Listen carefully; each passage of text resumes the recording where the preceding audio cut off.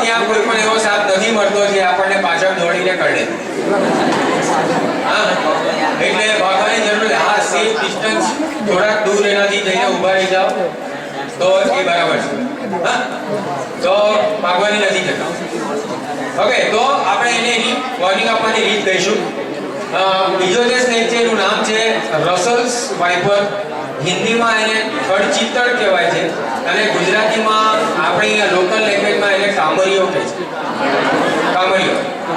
Okay, આ જે snake છે એની વોર્નિંગ આપવાની રીત કાંઈક એવી છે કે એના લંગ્સમાં, એના ફેફસામાં ઘણી બધી હવા ભરીને અને એક સાથે જોરથી નાકમાંથી બહાર કાઢે. હા, એનાથી જે આપણે ત્યાં પ્રેશર કુકર હોય ને એની સીટી જે વાગે એવો અવાજ થાય. હા,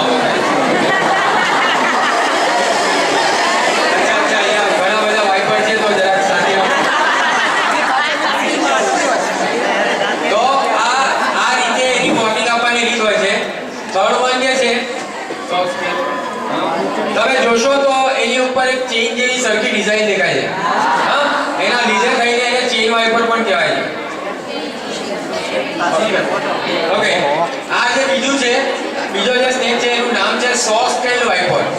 સો એટલે કે કરવત, જેનાથી કાર્પેન્ટર લાકડું કાપે એને કરવતને સો કહેવાય. આરી. હા, અને આ જે સ્કેલમાં આઈડિયા આવે, સ્કેલ્સ શું કહેવાય? સ્કેલ્સ ભીંગડા.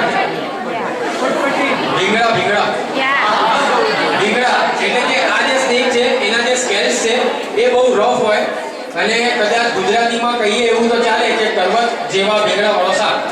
કરવતના જે દાંતા હોય એના જેવા આ સ્નેકના ભીંગડા હોય અને આ સાપ કાંઈક એવી રીતે વોર્નિંગ આપે છે કે પોતાના શરીરના જે ભીંગડા છે તે એકબીજા સાથે રફ કરે, ઘસે અને એનાથી એક ખડખડ કરનો અવાજ થાય. જે અવાજ કાંઈક એવો હોય જ્યારે સુધાર લાકડું કાપતો હોય તેવો થાય ત્યારે. હા, સુધાર જ્યારે લાકડું કાપે ત્યારે જેવો અવાજ થતો હોય તેવો અવાજ આ સાપ એના શરીરના ભીંગડાને ઘસીને કરતો હોય.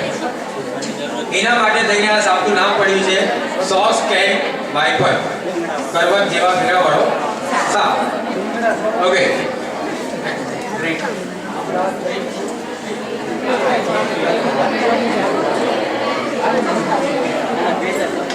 ઓકે, મેં તમને થોડી વાર પહેલા કહ્યું કે ભારતની અંદર 275 જાતના સાપ જોવા મળે છે અને આ જે સ્નેક છે એ ભારતમાં મળતા 275 માં જેટલા બી ઝેરી સાપ છે એમાં સૌથી વેનમસ સ્નેક છે.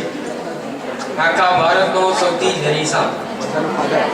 અને આપણા માટે એક માઇનસ પોઈન્ટ છે કે આ સાપ કરડવા પહેલા કોઈ પણ જાતની વોર્નિંગ આપતો નથી.